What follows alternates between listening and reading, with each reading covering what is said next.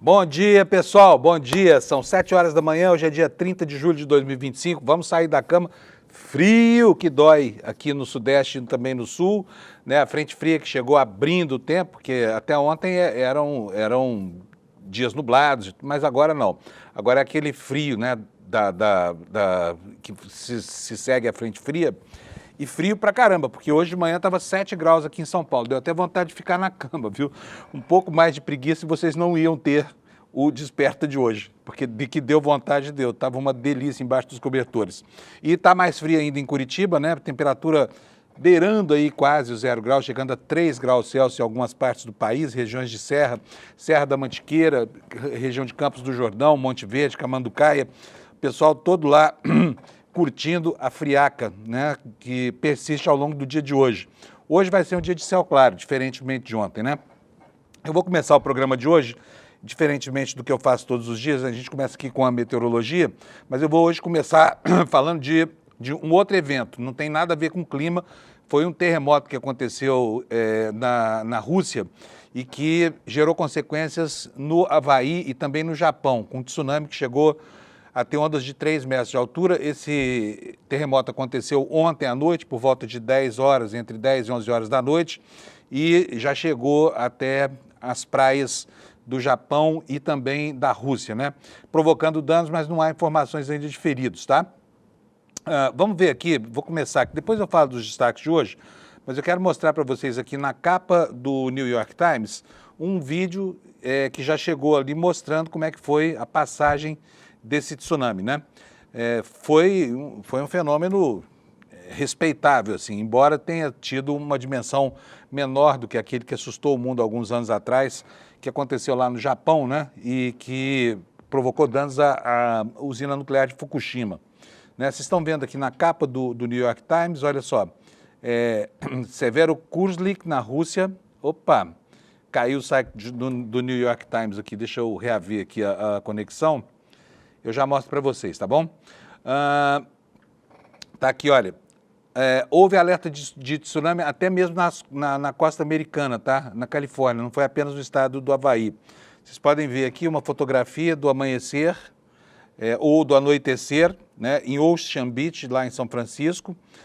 O mar estava tranquilinho, mas houve o alerta aí. O que diz aqui a matéria do New York Times? O Serviço Nacional de Meteorologia emitiu alerta de tsunami atualizado na terça-feira para um trecho de 160 quilômetros no litoral norte da Califórnia, entre Cabo Mendocino e a fronteira com o Oregon, depois que um raro terremoto de magnitude 8,8 atingiu a costa leste da Rússia. Eu abri aqui um site especializado nesse tipo de evento, e está aqui, né, a anotação é de uma magnitude de 8 graus na escala Richter, né? Esse aqui é o ponto exato onde aconteceu o terremoto, e as ondas lentamente foram se espalhando até atingir as costas da Rússia e do Japão, que ficam bastante distantes desse local. Ao longo do programa a gente vai atualizando informações, mas eu digo para vocês o seguinte, que foi o pior terremoto desde 2011, tá? Que o mundo assistiu, né? Parece, de acordo com as primeiras informações, que não há vítimas anotadas ainda. Vamos aguardar as informações ao longo do dia, né? E por falar em tsunami, aqui no Brasil nós temos a expectativa do tsunami que vai acontecer na sexta-feira se as tarifas decretadas pelo Trump para tirar Bolsonaro da cadeia não forem sobrestadas. Se não houver um adiamento dessa história toda, as nossas exportações passam a pagar 50% de imposto para entrar em território americano.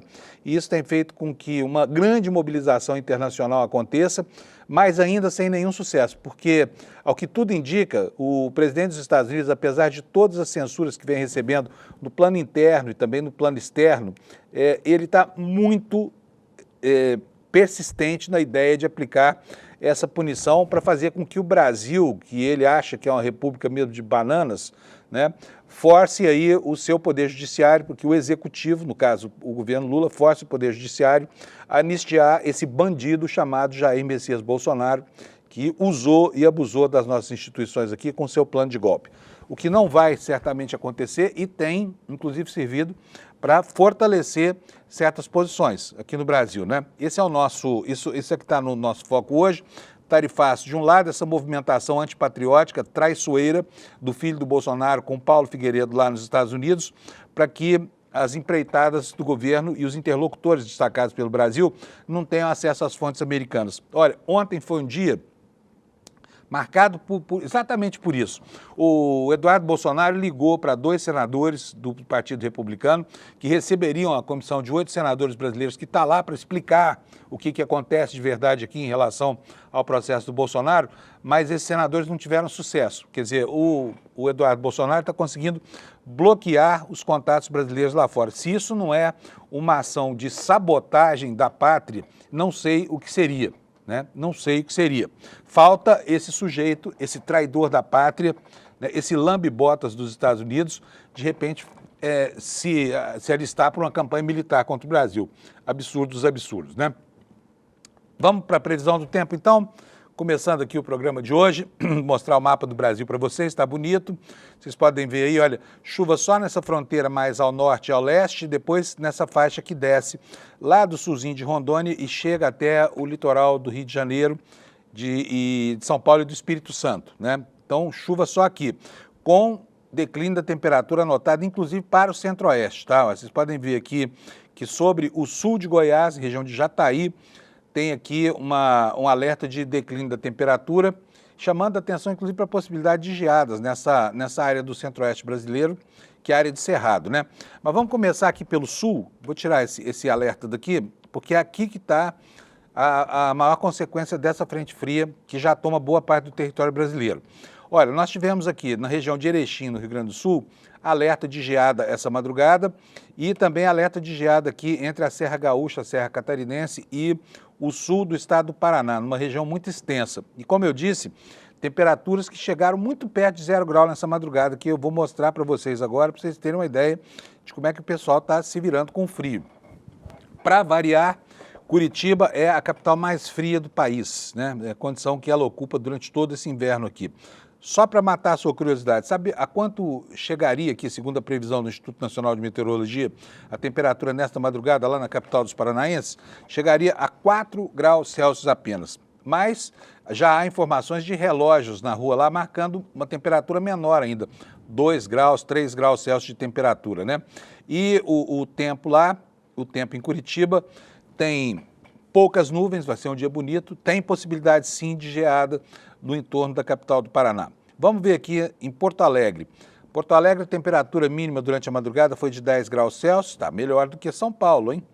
E a máxima vai chegar a 18 graus Celsius, né? Por quê? Porque a massa de ar frio, que está empurrando essa frente fria em direção ao Oceano Atlântico, já está deixando o território do Rio Grande do Sul. Em Florianópolis, a temperatura foi de 11 da madrugada e irá até 16 graus Celsius durante o dia. E em Curitiba, como eu já falei, 4 graus Celsius, agora há pouco a temperatura está um pouco maior, mas ainda está muito baixa e vai chegar a 16 graus. Aqui em São Paulo, a mínima foi de 7, a máxima será de 19 e lá no Rio de Janeiro, ixi, o pessoal lá está reclamando da friaca, hein? Vai acordar hoje para o carioca sair da cama, hoje vai ser difícil. 13 graus Celsius com máxima de 23, portanto vai ser um dia entre frio e quente. E ontem, a ventania toda que aconteceu nas praias do sul até o sudeste acabou enchendo a Avenida Delfim Moreira, lá no Leblon, no bairro do Leblon, no Rio de Janeiro, de areia da praia, porque o mar invadiu o calçadão e até agora ainda há interdições parciais do trânsito lá na Avenida Delfim Moreira e, portanto, o dia do carioca não vai ser fácil, principalmente quem mora na Zona Sul e tem que transitar entre a Zona Sul e a Zona Oeste, lá na Barra da Tijuca, né? Vamos ver a temperatura em Campo Grande? Campo Grande, mínima de 9 graus, máxima de 25 graus. Em Goiânia, a temperatura variando de 14 a 32, em Brasília de 13 a 29 graus. Em Cuiabá, 16 graus de mínima, o que mata a gente de frio lá, e 32 graus de máxima, que também não é um grande calor. Nós temos uma anotação aqui também, na região metropolitana de Salvador, de nuvens com névoa úmida, temperatura variando de 20 a 28 graus, não deve chover, mas deve ter cerração, tá bom? Condição que se estende até a capital de Sergipe, Aracaju, que teve mínima de 21 e terá máxima de 29 graus. Essas são as informações do dia hoje para você no Brasil. De resto, não muda nada. Aqui na fronteira leste do Brasil, chuvas, né, que se estendem por todo o estado do Amazonas, descem pelo Pará até o estado do Mato Grosso e avançam pelo litoral do norte e do nordeste até São Luís do Maranhão, tá? Depois tudo tempo bom no Brasil. Então vai ser um dia lindo, um dia invernal. Quem mora aí no Centro-Oeste vai ter aquele pôr do sol maravilhoso, que me mata de saudade, que é a coisa mais bonita que existe no Centro-Oeste e no Cerrado é o pôr do sol maravilhoso do inverno, aquele pôr do sol avermelhado, né? Saudade dos meus tempos de Brasília. Vamos começar com o nosso noticiário, gente? São 7 horas e 11 minutos. Eu estou aqui com a primeira página do site do ICL para vocês e a notícia do dia. Carla Zambelli, aquela senhora, deputada federal, meio maluquinha, contratou um hacker para invadir o CNJ e forjar um mandado de prisão contra o ministro Alexandre de Moraes. A brincadeira custou caro a ela, 10 anos de prisão. Mas ela não ficou esperando a sentença, ela se pirulitou para a Itália, chegou lá e ficou escondida alguns dias, mas um deputado italiano descobriu o endereço dela, denunciou a polícia e ontem Carla Zambelli foi presa. E foi presa dizendo que se entregou. Há controvérsias com relação a essa informação. Mas a notícia está aqui como destaque no portal do ICL, está aqui, a polícia italiana prende Carla Zambelli, foragida da justiça brasileira, e houve uma comemoração aqui no Brasil, né?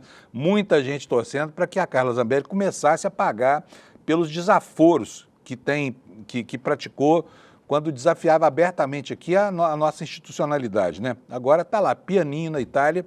E outra coisa, quer cumprir pena lá, tá? Se tiver que ficar preso, diz que quer ficar por lá mesmo. Ela tem razão nisso, tá? Eu vi aqui, fiz uma comparação entre o sistema prisional brasileiro e o sistema prisional italiano, e olha, é outro mundo. Apesar de que a Itália é considerada, pela bagunça das instituições de lá, uma espécie de posto avançado do Brasil, né? Muita corrupção, justiça lerda e tudo mais. Mas o sistema penitenciário lá é muito melhor do que o nosso aqui. Depois eu vou contar para vocês por quê, tá bom? Outros destaques no site do ICL. Olha só, os pacientes do SUS. Isso aqui é a engenharia criativa do ministro da Saúde, né? Do Padilha. Agora os pacientes do SUS vão poder ser atendidos por empresas de planos de saúde. Como é que o governo fez? Não é que o governo vai dar um plano de saúde para cada brasileiro, já tem, é o SUS, né? É que as empresas de convênio médico estão devendo muito dinheiro para o governo. E aí, em troca do pagamento da quitação dessa dívida, da amortização, elas vão passar também a atender pacientes do SUS no programa Mais Especialistas, tá? Nós vamos ler também daqui a pouco essa notícia para você. Outro destaque aqui, olha, a inflação brasileira, né, de que tanto reclama o Banco Central, que aliás hoje está arbitrando a Selic para o próximo mês, deve ficar em 15%. Mas descobriu-se que o transporte por aplicativo subiu 44,5%, tá? 44,5% subiram as tarifas cobradas dos passageiros de transporte de aplicativo. Mas aí você me pergunta, e o motorista? O motorista que é a parte vulnerável dessa história toda, porque tem que ter o carro, tem que trabalhar feito um louco, né? Trabalha 15, 18 horas por dia, muitos deles nem voltam para casa.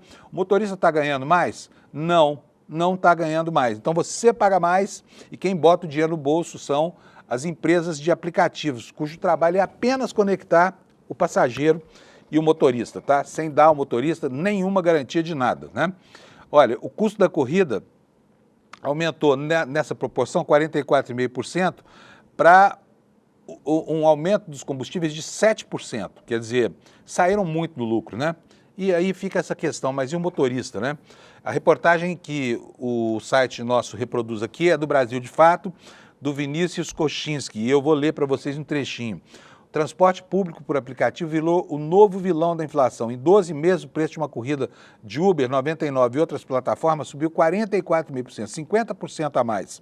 Sendo que o segundo dos 377 itens que compõem o Índice Nacional de Preços ao Consumidor Amplo, o IPCA, que mais encareceu. Só o café subiu mais do que os motoristas de aplicativo. Subiu 77,88% contra 45% dos aplicativos, né? O aumento do preço das corridas, diz aqui a nossa reportagem, foi registrado pelo IBGE, aconteceu em período de estabilidade de preço dos combustíveis, na mesma proporção em que motoristas reclamaram dos valores recebidos das plataformas. E aqui tem uma série de reclamações elencadas pela matéria. Então, na hora que você chamar o seu Uber, ou 99, ou coisa parecida, pense nisso. O motorista que está dirigindo para você continua ganhando a mesma coisa, paga 7% a mais pela gasolina, mas é remunerado na mesma coisa. Enquanto isso, os donos de aplicativos embolsaram a diferença entre o preço que era praticado no ano passado e o preço que passa a ser praticado agora. E aí vocês precisam, para entender esse fenômeno, ler o livro do Yanis Varoufakis, né, o Tecnofeudalismo, que mostra para a gente como é que essa nova prática do feudalismo, né, dos marketplaces, ela hoje é a tônica da nossa economia, né, superando em muitas relações capitalistas convencionais, em que o capitalista era o dono dos meios de produção. Agora não mais. O capitalista agora é dono do espaço onde acontecem as trocas comerciais e a produção de riqueza, assim como era no tempo do feudalismo o senhor feudal, né, que explorava os servos porque detinha as terras. No caso da internet hoje, as terras são substituídas, metaforicamente, por esses espaços de marketplace, né, e áreas de encontro entre consumidores e prestadores de serviço em que a relação intermediária passa longe, por exemplo, da legislação convencional, tá? Então, na hora de pegar o seu Uber e de achar que está pagando caro demais, lembre que o motorista não está ganhando nada demais. Vamos falar sobre a prisão da Zambelli? Vamos lá? A Carla Zambelli foi presa, estava em Roma, na casa de amigos, né? Foi denunciada por um deputado italiano, né? Esse deputado repassou a informação à polícia, considerou um absurdo, porque acha que a Itália não é vale-a-couto de bandido brasileiro, e aí a Carla Zambelli foi presa, né?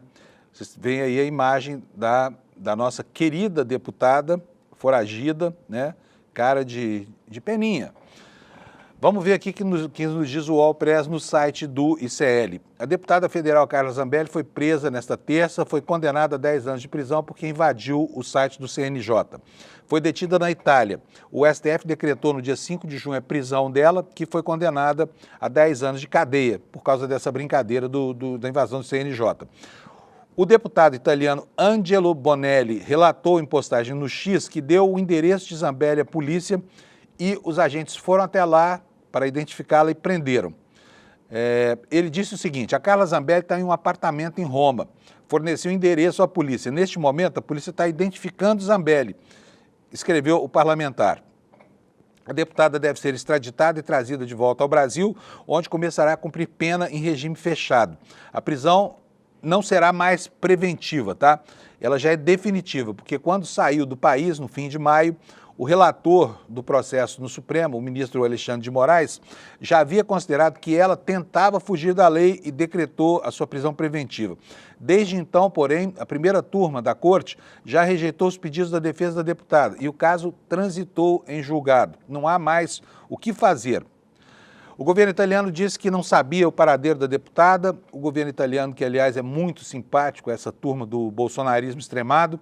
No dia 13 de junho, a administração da premier de direita Giorgia Meloni declarou que Zambelli desembarcou nos arredores de Roma no dia 5 de junho, mas que o alerta vermelho da Interpol só foi publicado horas depois. Ela chegou às 11h40, o alerta foi disparado às 16h24 e aí Carla Zambelli entrou numa boa e passou esse tempo todo por lá. Quanto tempo? Dia 5 de junho até o dia de ontem, 29 de julho. Portanto, foram quantos? 30 mais 25, foram 55 dias de turismo lá na Itália, quando ela deveria estar engaiolada devidamente como está agora, né? Então está aqui a informação da prisão, tá? E aqui, olha, veja só o que mais que aconteceu.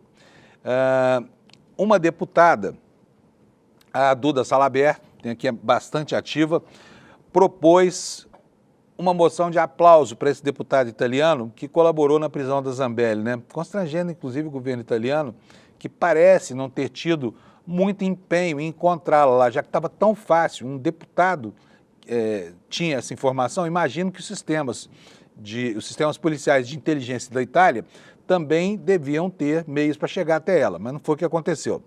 Está aqui a reportagem do Kleber Lourenço, do nosso site, dizendo que a deputada federal Duda Salabert, do PDT de Minas Gerais, apresentou à Comissão de Segurança Pública e Combate ao Crime Organizado da Câmara um requerimento solicitando a aprovação de uma moção de aplauso ao deputado italiano Angelo Bonelli pela atuação considerada decisiva na prisão da Zambelli. A homenagem proposta segue o artigo 117 do Regimento da Câmara, que prevê a concessão de moções de reconhecimento a personalidades que contribuam de forma relevante para causas públicas. De acordo com o texto, desde o mês de junho, Bonelli vinha se manifestando publicamente e cobrando das autoridades italianas, inclusive os ministros das Relações Exteriores e também do Interior, que localizassem Zambelli e cobrissem o tratado de extradição entre o Brasil e a Itália. Bonelli teria declarado que permitir que uma pessoa se tornasse intocável representaria uma vergonha pública, reforçando o caráter de urgência da ação. Eu quero ver aqui se eu consigo. Pode tirar a página para mim, por favor, Sato? Eu vou entrar aqui no X, porque teve uma manifestação muito importante do Hugo Mota ontem, e eu quero mostrar para vocês. Foi uma reação que até me surpreendeu bastante pelo inusitado da coisa, né? Porque ele declarou, tá aqui, ó, vou mostrar aqui já para vocês. Ele diz o seguinte, olha, no seu X, no seu Twitter, né? Pode botar, Sato, por favor. Tomei conhecimento da prisão da deputada Carla Zambelli pela imprensa, consultei o ministro da Justiça, Ricardo Lewandowski, que nos repassou informações preliminares. Aguardamos as manifestações oficiais do Ministério da Justiça e do governo italiano. Mas aqui vem a parte que importa dessa comunicação. Importante lembrar que as providências que cabem à Câmara já estão sendo adotadas por meio da representação que tramita na CCJ, em obediência ao regimento e à Constituição. E aqui a frase mais importante, isso aqui gerou uma encrenca grande para o Hugo Mota ontem na internet com o time bolsonarista, tá? Porque ele afirmou isso aqui, olha, não cabe à Casa deliberar sobre a prisão, apenas sobre a perda do mandato. Ou seja, me inclua fora dessa. O presidente da Câmara não vai mover uma palha para tentar ajudar a Carla Zambelli, né? Eu falei para vocês que eu fiz uma pequena comparação aqui, comparação pequena mesmo, que eu falo porque eu fiz isso aqui com o recurso de inteligência artificial, para que a gente possa ter uma ideia da diferença entre ficar preso na Itália, que é o que deseja Carla Zambelli, e cumprir pena aqui no Brasil, tá?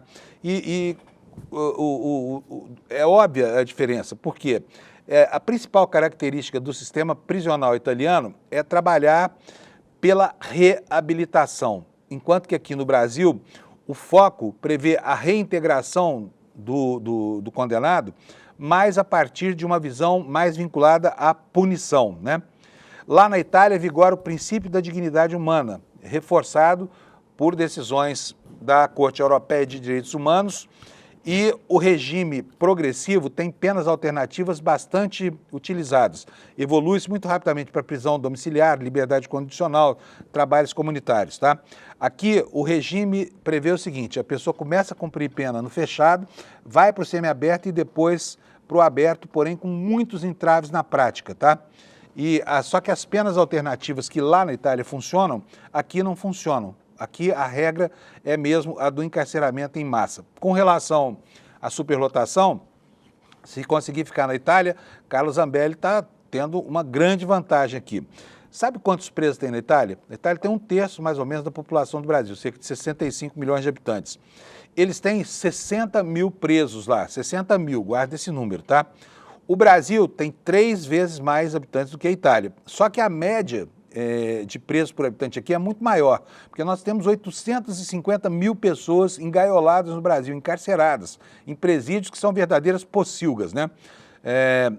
Lá na Itália, a média é de 100 presos para cada 100 mil habitantes. Aqui no Brasil, a média é de 390 presos para cada 100 mil habitantes, ou seja, 4 vezes maior, tá? E o problema é que o sistema aqui é completamente lotado, porque, a despeito de termos 850 mil presos, o número de vagas é só de 500 mil. E aí o que faz? Fica botando muitos presos na mesma cela, né? E prisões provisórias aqui representam 30% da população carcerária. Não é o caso da Carla Zambelli mais como a gente viu, porque a Carla Zambelli já superou essa etapa, o processo contra ela já transitou em julgado, né? Então é isso, tá aí a informação sobre a prisão.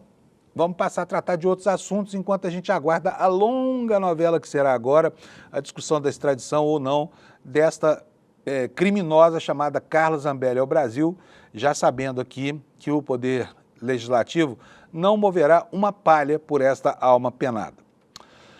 Assunto do dia de hoje, tarifaço do Trump. Por quê? Hoje é quarta-feira, daqui a 2 dias, na sexta-feira, as tarifas farão efeito. Ontem foi um dia um pouco diferente dos demais, porque os demais foram marcados por uma grande improdutividade na discussão dessa penalidade que o presidente Trump está apresentando ao Brasil, mas por conta de uma questão pessoal, de uma vingança pessoal, de um problema familiar que ele tenta resolver, chantageando as instituições brasileiras na tentativa de terceirizar aquele golpe de Estado que o Bolsonaro não conseguiu dar, silenciando o Supremo Tribunal Federal. Então, o assunto está ganhando o mundo, tá? Ontem, inclusive, nós tivemos aí um artigo muito valoroso, eu vou até mostrar para vocês, aqui está nas páginas do Valor Econômico, que é um artigo escrito por uma pessoa muito importante, por um economista super importante, que é o Joseph Stiglitz. Esse homem ganhou um prêmio Nobel de Economia e ele foi já presidente do Conselho de Economia do governo dos Estados Unidos, nos governos democratas, né? E ele escreveu esse artigo aí, olha, a brava posição do Brasil contra Trump, quer dizer, enaltecendo a posição de resistência que o Brasil adotou e fazendo referências muito elogiosas aqui ao presidente Lula. O que foi que o Stiglitz disse nesse artigo? Diz que por décadas os Estados Unidos foram o campeão da democracia, o campeão do Estado de Direito e dos direitos humanos. Sem dúvida, entre a retórica e a realidade, houve discrepâncias gritantes, porque durante a Guerra Fria, em nome do combate ao comunismo, os Estados Unidos derrubaram governos eleitos democraticamente. Por exemplo, ele cita aqui a Grécia, o Irã, o Chile e fala de outros países. Não cita, por exemplo, Brasil, Argentina, Uruguai, né, onde a Operação Condor e outras iniciativas marcaram a história do continente, mas tudo bem. Ele diz o seguinte, olha, mais recentemente a Suprema Corte tem atuado de forma contundente para restringir os esforços voltados a recuperar os legados negativos do longo histórico da discriminação racial e vem tecendo aqui considerações sobre a atuação dos Estados Unidos, até que diz o seguinte, olha, para qualquer um que conheça Trump, isso não deve ter sido surpresa. A grande surpresa foi que 70% dos republicanos acreditaram que a eleição dele foi manipulada. O que ele está fazendo aqui é uma referência àquela campanha infamante do Trump lá que dizia que as eleições foram roubadas lá, quando ele perdeu as eleições e perdeu inclusive para o Biden no voto popular. Teve 7 milhões de votos a menos que o Biden no voto popular, né? E aí o Stiglitz cita o seguinte, olha, os Estados Unidos há muito tempo servem de modelo a ser seguidos pelos demais, mas infelizmente há demagogos em várias partes do mundo mais do que dispostos a adaptar a fórmula de Trump de pisotear as instituições democráticas e repudiar os valores que as sustentam. Aqui começa a falar do Brasil. Um exemplo notório é o ex-presidente do Brasil, Jair Bolsonaro, que chegou a tentar imitar o ataque de 6 de janeiro de 2021 ao Congresso dos Estados Unidos com o objetivo de impedir a posse de Biden. A tentativa de golpe do 8 de janeiro de 2023 em Brasília foi maior que a invasão do Congresso. E aqui ele assinala uma diferença. As instituições brasileiras se mantiveram firmes e agora exigem que Bolsonaro seja responsabilizado. Por sua vez, os Estados Unidos têm seguido a direção oposta desde o retorno de Trump à Casa Branca em janeiro. Mais uma vez, Trump deixou claro que adora tarifas alfandegárias e abomina o Estado de Direito. Chegou até a violar um acordo comercial assinado com o México e o Canadá no seu primeiro mandato. E agora, ignorando a Constituição dos Estados Unidos, que atribui exclusivamente ao Congresso o poder de impor tributos, e tarifas são tributos, ameaçou impor uma tarifa de 50% ao Brasil, a menos que o país interrompa o processo judicial contra Bolsonaro. Eis aqui, portanto, Trump infringindo o Estado de Direito a exigir que o Brasil, que tem cumprido todos os limites do devido processo legal no julgamento de Bolsonaro, também o infrinja. O Congresso dos Estados Unidos jamais aprovou tarifas como instrumento para forçar países a obedecer a ordens políticas de um presidente. E Trump não conseguiu citar nenhuma lei que lhe desse sequer uma mínima fachada para suas ações inconstitucionais. Então, gente, o Brasil está servindo de referência lá para essa parcela da opinião pública americana, que é uma parcela majoritária hoje, cerca de 60% da população, que contesta o uso que Trump tem feito do poder para criar esse tipo de constrangimento, né, para velhos parceiros comerciais, não se importando em passar por cima das necessidades, inclusive dos empresários locais que dependem de insumos brasileiros, né? E agora começa a colher aí, em fontes muito bem estabelecidas de opinião, as críticas que merece, né? Entre outros elogios, ele diz aqui no texto, olha, assim como a China, o Brasil se recusa a ceder à intimidação americana. Lula está defendendo a soberania de seu país, não apenas do domínio do comércio exterior, mas também quando regula as plataformas tecnológicas controladas pelos Estados Unidos. O que o Brasil faz contrasta de forma gritante, diz Stiglitz, com o que aconteceu nos Estados Unidos. O processo legal avança de forma lenta lá nos Estados Unidos, mas criteriosa para responsabilizar os envolvidos na insurreição de 6 de janeiro. Só que Trump, imediatamente após a segunda posse, usou o poder de indultar para perdoar aqueles que haviam sido condenados, até os mais violentos. A cumplicidade em um ataque que deixou 5 mortos e mais de 100 policiais feridos deixou de ser crime, diz Joseph Stiglitz aqui. Assim como a China, o Brasil se recusa a ceder à intimidação americana. O presidente Luiz Inácio Lula da Silva classificou a ameaça de Trump como uma chantagem inaceitável e acrescentou que não é um gringo que vai dar ordens a este presidente. Falou e disse aqui o Lula, né, e o que disse calou fundo lá entre os críticos da política americana. Mas ontem o clima começou a desanuviar. Já vamos falar daqui a pouquinho sobre as tentativas brasileiras de abrir canais de negociação, muitas delas frustradas por conta da atuação traiçoeira dessa cobra venenosa chamada Eduardo Bolsonaro. Mas a pressão interna nos Estados Unidos acabou fazendo com que uma autoridade do governo admitisse que em certos casos de produtos que os Estados Unidos não conseguem produzir, né, por exemplo, o café, o abacaxi, aí esses produtos seriam isentos da sobretaxa. E quem produz isso? Nós produzimos essas coisas. Nós produzimos, inclusive, o açúcar de cana que esse ditador, esse proto-ditador americano, Trump, quer colocar na Coca-Cola de lá, que é feita com xarope de milho, né? Então, ao mesmo tempo em que massacra o Brasil, ele abre campo para que as empresas tenham mais problemas na aquisição de matéria-prima, na aquisição de insumos para a fabricação lá dos seus produtos, especialmente essa bebida, que é quase que um símbolo da nacionalidade americana, né? E aí temos essa manchete aqui no Valor Econômico de hoje, também está retratada nos jornais do exterior. Os Estados Unidos podem isentar o café, o cacau e recursos naturais de tarifas, diz o secretário de Trump. Quem é o secretário? É o Lutnick, Howard Lutnick, que é o único interlocutor, por enquanto, do governo brasileiro no primeiro escalão do governo Trump, tá? Ele é o secretário de Comércio dos Estados Unidos e afirmou que as tarifas serão definidas até sexta-feira, que é o prazo fatal do presidente Trump. A matéria do Valor nos conta o seguinte: o secretário de Comércio dos Estados Unidos, Howard Lutnick, afirmou nesta terça-feira que produtos que não são cultivados no país, entre eles café e cacau, poderão ser isentos de tarifas de importação impostas pelo governo Trump sobre os seus parceiros comerciais. Em entrevista a uma rede local de televisão, ele disse que a medida que poderia beneficiar o Brasil está sendo avaliada, só que ele não citou para quais países essa alíquota poderá ser zerada. O que ele disse foi o seguinte: o presidente inclui recursos naturais quando ele faz um acordo.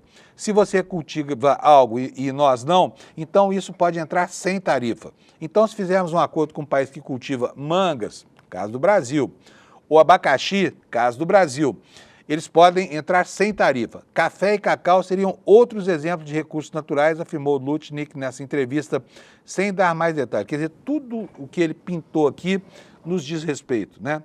Resta aqui a sensação de que muito pouco vai restar, se esse for o critério mesmo, para sofrer essa sobretaxa. E, infelizmente, com uma repercussão muito ruim, né, para quem fabrica, principalmente produtos de alto valor agregado aqui no Brasil, que tem como destino principal os compradores dos Estados Unidos, né? Mas vamos prosseguir aqui com mais um trecho dessa reportagem para que a gente veja qual é a extensão dessa pretensão, né, e do que deve acontecer entre hoje e amanhã, para que sexta-feira a gente possa saber se o Brasil será mesmo penalizado como anunciou o governo Trump. O secretário Lutnick afirmou que todas as tarifas serão definidas até sexta, né? E o presidente americano afirmou que os governos que não receberam notificações por carta da Casa Branca, todos os outros que não estão citados nas cartinhas dele, deverão ser taxados em uma alíquota universal que vai de 15% a 20%. Diz aqui o Lutnick, para o resto do mundo vamos ter tudo pronto até sexta-feira. Sexta-feira não está assim tão longe, portanto podem esperar, tal como dissemos, 1º de agosto é a data que vamos definir todas essas taxas, afirmou o Lutnick. O governo brasileiro foi notificado em 9 de julho de que seria taxado em 50%, que é a alíquota mais alta do planeta. Tá? É uma deferência do Trump ao empresariado e aos trabalhadores brasileiros, tá? Em nome da família Bolsonaro, essa família que quer resolver a delinquência do seu chefe, né? do chefe do clã, com pressão internacional sobre o Brasil. Ao comentar negociações em andamento com outros países, Lutnick afirmou que as autoridades dos Estados Unidos e da União Europeia ainda estão discutindo tarifas sobre aço, alumínio e serviços digitais, dando sequência aos diálogos para avançar no acordo anunciado no domingo por Trump e pela presidente da Comissão Europeia, Ursula von der Leyen. Em paralelo, negociadores americanos e chineses continuam hoje uma série de reuniões para estender a trégua entre os dois países por mais 90 dias. E aqui, gente, fica aqui a pergunta, né? Daqui a pouco, quando os americanos, ou os estadunidenses, como queiram, começarem a acordar, já vão encontrar aquele café horroroso que eles tomam lá, mais caro na xícara, né? O suco de laranja, que também é presença universal na mesa dos norte-americanos, ele vai chegar mais caro, já está chegando mais caro. É preciso lembrar aqui que nós acudimos à ausência de proteína em forma de ovos, né? Nos meses que se passaram agora, porque eles tiveram uma crise de gripe aviária lá e se socorreram de países como o México e o Brasil, que agora o Trump quer sacanear com a sua política tarifária, né? E o consumidor americano, que já está pagando $1 por unidade de ovo, com certeza vai ser muito afetado pela majoração dos preços do suco de laranja, por exemplo, de algumas frutas que nós produzimos aqui, que não tem um produtor alternativo no mundo para fornecer.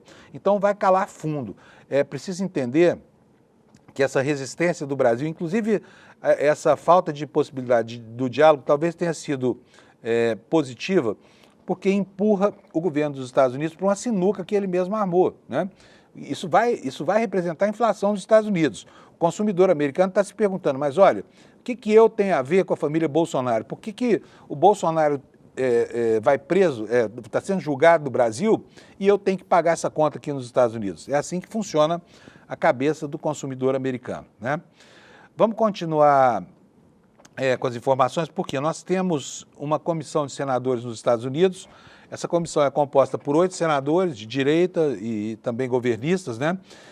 Só que eles estão tendo muita dificuldade lá para negociar. Eles se encontraram com a comissão de contrapartes do Senado americano ontem, mas eles foram impedidos de falar com 2 outros parlamentares republicanos que já estavam na agenda, mas o Eduardo Bolsonaro foi lá e atrapalhou esses encontros, dizendo que esses senadores são golpistas e não falavam pelo Brasil. Aí fica a minha pergunta aqui. Quem é que, na opinião desse sujeito, né, do traidor da pátria, fala pelo Brasil? Ele? Qual é a autoridade moral de Eduardo Bolsonaro, vulgo Bananinha, apelido que eu nem gosto de falar aqui, porque eu acho que tem uma conotação sexual que eu não aprecio. Mas vamos lá. O que esse cara está fazendo é algo absurdo. É muito possível que Eduardo Bolsonaro tenha rifado para sempre a possibilidade de viver no Brasil. Porque se voltar por aqui, ele tem razão, ele tem que ir preso. Porque esse cara é um traidor da pátria, né? É um traidor clássico da pátria brasileira. E tem atrapalhado demais essas investidas, essa tentativa de parlamentares brasileiros e de interlocutores do governo brasileiro de negociar. Não se consegue abrir um canal de negociação que o sujeito vai lá e atrapalha tudo. E olha, e aí os senadores brasileiros, nos conta aqui o valor econômico, os senadores concluíram que o Trump só se satisfará se humilhar o Lula. Mas a gente sabe que o Lula não está aí para ser humilhado. O Lula não é Bolsonaro, né? Que late muito nos palanques e depois fala baixinho na presença das autoridades que ele enxovalha. Vamos ler aqui a matéria da Maria Cristina Fernandes, né, que foi publicada agora há pouco no jornal Valor Econômico. Ela está dizendo, olha, o primeiro dia da viagem aos Estados Unidos levou a comitiva de senadores a uma conclusão desoladora. Donald Trump precisará humilhar o presidente brasileiro para se sentir vitorioso, como fez, por exemplo, com Volodymyr Zelensky, o presidente da Ucrânia, né? Foi isso que os senadores ouviram por lá. E não só. O Brasil caminha para ficar fora da vala comum dos 15% a 20% anunciados por Trump e cair mesmo a de 50% de tarifa a partir de 1º de agosto. A questão Jair Bolsonaro é incontornável e Trump tem certeza de que o presidente Lula não interfere no processo judicial porque não quer. O processo é definido como um ponto irritante da relação porque Trump se identifica com o que vê como uma perseguição ao Bolsonaro. E aqui, só para lembrar, né, provavelmente na cabeça desse sujeito lá, do Trump, a história está assim, se eu, Trump, posso indultar aqui todos os meus patriotários, por que o Lula não faz isso lá no Brasil? Vou forçar o Lula a fazer isso. É um raciocínio primário de alguém que não passa de um idiota com mandato popular, né? Que não entende nada de economia, que não entende nada de comércio global, que não entende nada de geopolítica e está fazendo as coisas ao seu bel prazer, só pelo prazer de ditar uma nova ordem para o mundo, uma nova ordem que não beneficia necessariamente nem o Brasil, nem o país dele.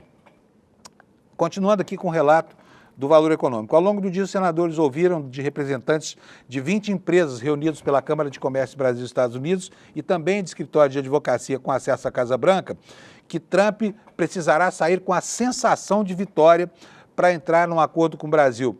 Nem que esse acordo seja assim tão favorável, como se deu, por exemplo, na Ucrânia, quando foi aprovado por 100% do parlamento daquele país. E tem mais, o Brasil está próximo demais da China e se quiser negócio com os Estados Unidos vai ter que repensar essa relação. Neste momento, até os senadores de direita não puderam deixar de pensar que não fosse a China, o Brasil estaria, diz aqui a Maria Cristina, fritinho da Silva.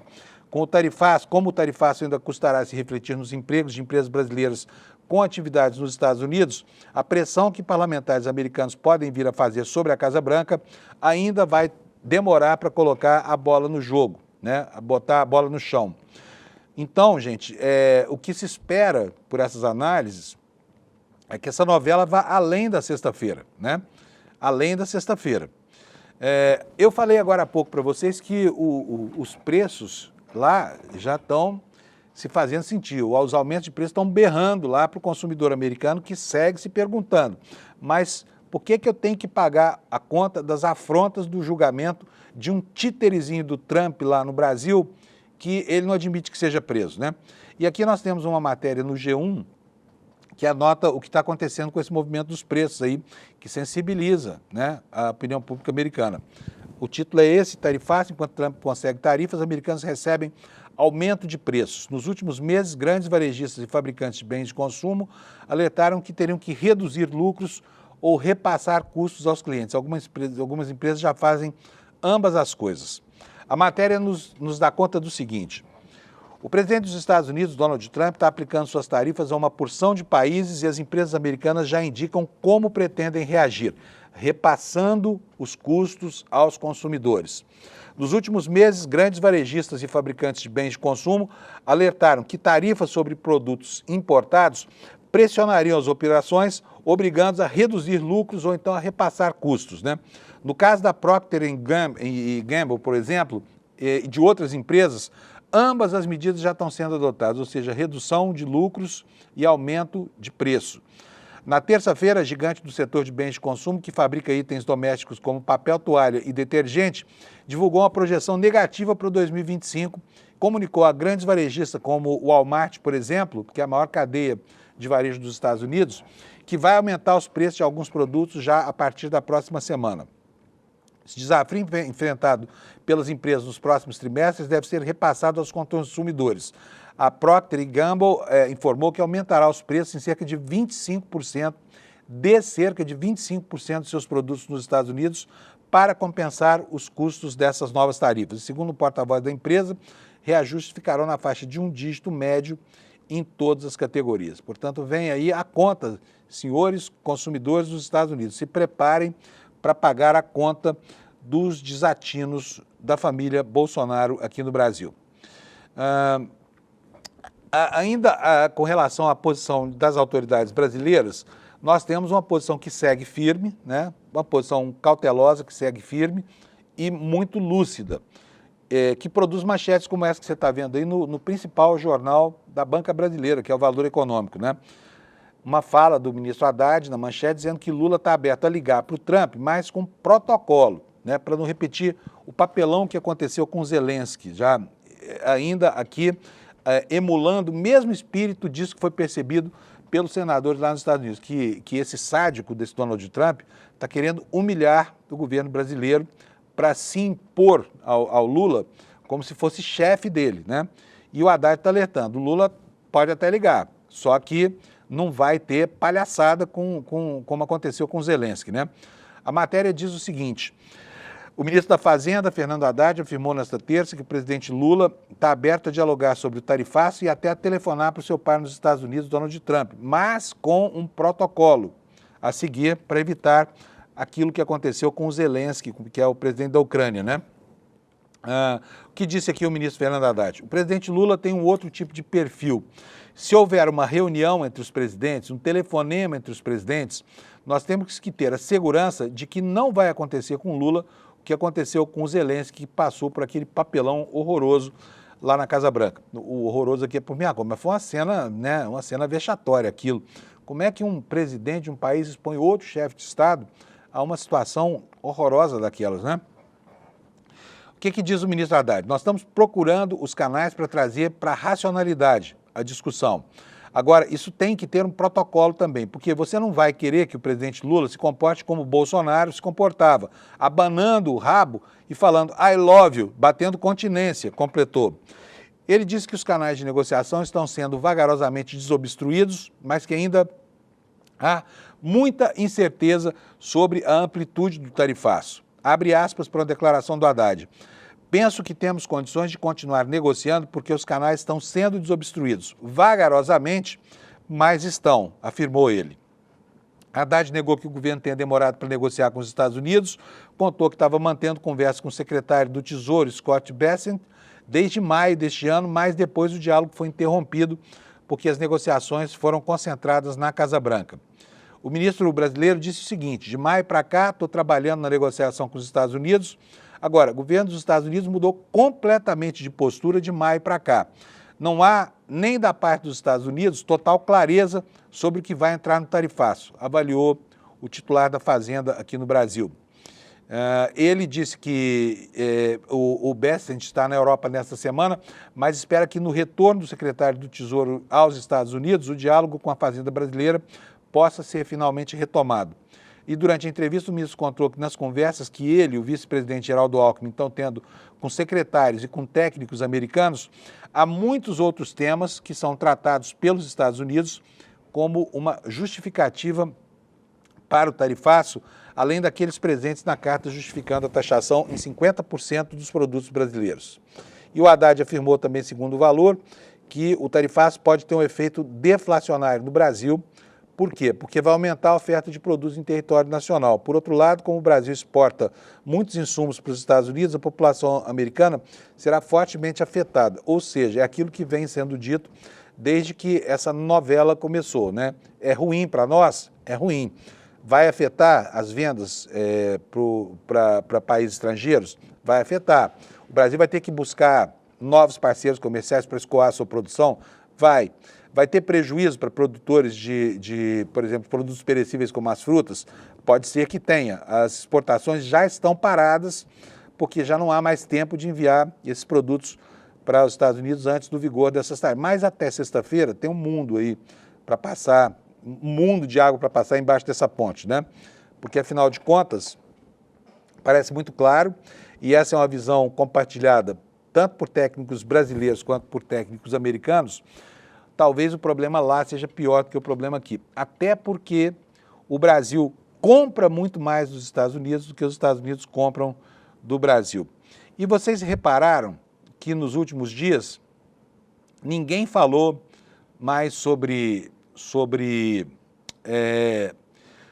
retaliação no Brasil? sabe? Me parece que essa discussão agora caiu no momento, né, de melhor elaboração.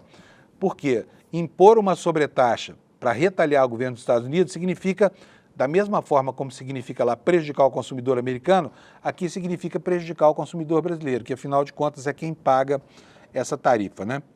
E qual é a repercussão disso ao redor do mundo, né? Muita gente muito preocupada. Essa preocupação não é só dos brasileiros, ela é compartilhada principalmente por grandes fornecedores de produtos na Ásia, né? Que estão lá com a pulga atrás da orelha, achando que não vão sobreviver a essa desglobalização da economia pretendida pelo Trump, né? Então nós temos aqui essa matéria no G1 Economia, dando conta do clima lá fora. A gente olha aqui para o nosso umbigo, num momento de tanta preocupação como esse agora, acho que o sofrimento é exclusivamente nosso. Mas mesmo naqueles países que receberam tarifas menores, a repercussão é muito grande, né? Então a matéria aqui nos conta como centros de produção de roupa do Camboja e do Sri Lanka, por exemplo, que dependem profundamente dos Estados Unidos para as suas exportações, estão vendo aí o que vai acontecer no futuro, né? A matéria diz o seguinte: milhões de trabalhadores da indústria do vestuário na Ásia, que já enfrentavam dificuldades para garantir o seu sustento, temem agora pelos seus empregos à medida que se aproxima o prazo para que os seus países cheguem a um acordo comercial que evite essas tarifas punitivas impostas pelos Estados Unidos. No dia 9 de julho, após uma pausa de 90 dias para que os países pudessem negociar acordos, o presidente Trump notificou diversas nações de várias partes do mundo sobre as novas tarifas que devem entrar em vigor depois de amanhã. Entre os países asiáticos que receberam as cartas de Trump, encontram os centros de produção de roupas, como, por exemplo, Camboja e Sri Lanka. Países dependem profundamente dos Estados Unidos para exportar os seus produtos, e as cartas informaram que as tarifas para essas duas nações, seriam de 36% e de 30%. Empresas como a Nike, a Levi's, a Lululemon, são algumas das grandes marcas americanas que importam desse país grande parte dos seus produtos. Aqui é uma afirmação aqui de uma trabalhadora. Você pode imaginar o que vai acontecer se perdermos nossos empregos? Questiona Nao Soklin, trabalhadora de uma fábrica de roupas no sudeste do Camboja. Estou muito preocupada, especialmente com os meus filhos. Eles precisam comer.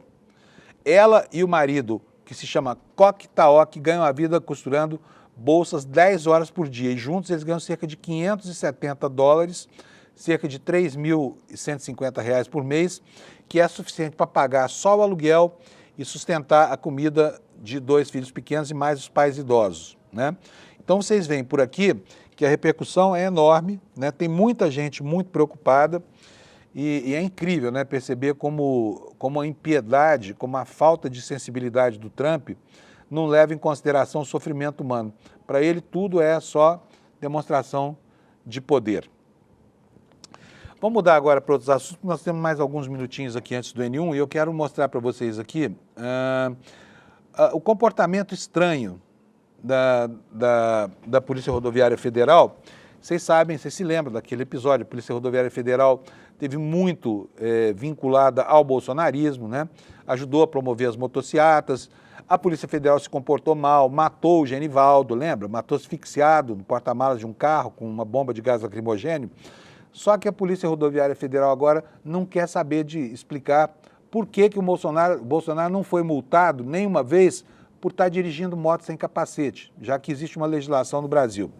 E se recusa, inclusive, a esclarecer por que não aplicou as multas em questões levantadas com base na Lei de Acesso à Informação. Aqui nos conta aqui o site Ponte Jornalismo, né, matéria do Gil Luiz Mendes, que está reproduzida no portal do ICL. A reportagem diz o seguinte: os motivos pelos quais Bolsonaro pode pilotar motocicleta sem usar capacete em diferentes eventos pelo país sem ser multado pela Polícia Rodoviária Federal é segredo de Estado, segundo a própria Polícia Rodoviária Federal. Em resposta a um questionamento feito via Lei de Acesso à Informação, a corporação afirma que, ao dar informações, poderia... Olha só, gente, como é que é quando a instituição ainda não fez a autocrítica necessária e não superou ainda, né, a sua vinculação com o bolsonarismo, né? O que eles disseram aqui? A divulgação dessa informação pode causar risco a planos ou operações estratégicas do Gabinete de Segurança Institucional. Será que eles ainda estão contando com algum presidente por aí que vai voltar a repetir esse emblema fascista do Bolsonaro, inspirado lá nas motocicletas do Mussolini, é improvável, né? Até porque esse líder está preso, não está preso, está sendo julgado, está quase preso, né? Bom, o pedido, com base na Lei de Acesso à Informação, foi feito no dia 25 de setembro e fez 5 perguntas à Polícia Rodoviária Federal, tendo como base a motociata feita por Bolsonaro em um evento de campanha no Agreste, Pernambuco, em 17 de setembro. Na ocasião, o candidato à reeleição ao Planalto se deslocou por mais de 60 quilômetros entre duas cidades, Santa Cruz do Capiberibe e Caruaru, e sem esse equipamento de segurança, sendo escoltado pela Polícia Rodoviária Federal. Então, o site Brasil de Fato fez essa indagação à Polícia Rodoviária Federal e recebeu a seguinte resposta: informamos que o acontecimento em tela tratava de um evento presidencial, previamente informado à autoridade de trânsito com circunscrição sobre a via, no caso a Polícia Rodoviária Federal. Excelentíssimo senhor Presidente da República, cujo planejamento foi mormente idealizado pelo Gabinete de Segurança Institucional, sendo que a PRF apenas apoiou a logística do evento. Ou seja, aí o Bolsonaro faz o que faz, né? Ele de propósito, porque ele é um sujeito que despreza a legislação, despreza qualquer limite, não usa o equipamento, a Polícia Federal organiza e não pune, não faz a multa. Não é prevaricação? Não te parece que isso é prevaricação, não? Olha, tem aqui, gente, uma boa notícia para vocês. Está aqui na tela, no site Hora Jurídica. Este homem que devotou a vida ao roubo e à tunga de dinheiro público começa finalmente a devolver uma parte daquilo que roubou para os cofres públicos, né? Fechou um acordo, vai devolver 210 milhões de reais para a Prefeitura de São Paulo, dinheiro que ele roubou quando fez só 2 obras, uma avenida aqui em São Paulo, né, a Avenida Roberto Marinho, e uma outra que eu vou mostrar aqui para vocês. O ex-prefeito Paulo Maluf, 93 anos, e seus familiares, porque toda a família participou desse acordo, fecharam um acordo com o Ministério Público Paulista para o pagamento de 210 milhões de reais aos cofres municipais. O documento de não persecução civil foi assinado ontem e visa ressarcir o roubo, que aqui o texto trata de desvios, né, de verbas públicas ocorridos entre 1993 e 1900, só num trechinho da vida pública dele, assim, durante o 2º mandato do político na capital paulista. A Promotoria de Justiça do Patrimônio Público e Social da capital coordenou as negociações junto à Procuradoria-Geral do município e o acerto financeiro encerra disputas judiciais que se prolongavam há décadas nos tribunais brasileiros. Esse acordo engloba irregularidades relacionadas a essas 2 obras que eu falei, um túnel, que é o túnel Ayrton Senna, e a atual Avenida Roberto Marinho. Autoridades estimam que os desvios totalizaram aproximadamente 300 milhões de dólares. E agora ele está devolvendo 210 milhões de reais. Portanto, na biografia deste delinquente chamado Paulo Maluf, o crime mais do que compensa, né? E não é que ele não tenha sido nunca molestado, mas ele pagou muito pouco pelos desaforos com o dinheiro público que cometeu ao longo de toda a vida. E olha, ele é o autor daquele bordão, bandido bom é bandido morto, né? A gente discorda do Maluf aqui no ICL, tá? E todo cidadão de boa fé deveria discordar. A gente acha que bandido bom é bandido preso. Quer dizer, não é o caso do Maluf, que continua em liberdade, né, aos 93 anos de idade, desfrutando do patrimônio amealhado à custa do contribuinte brasileiro. Com essa boa notícia, né, que pelo menos uma parte do que foi levado vai ser devolvido, eu encerro aqui o N1, mas chamando a atenção de vocês para um evento que nós vamos ter aqui no dia 31, amanhã, tá?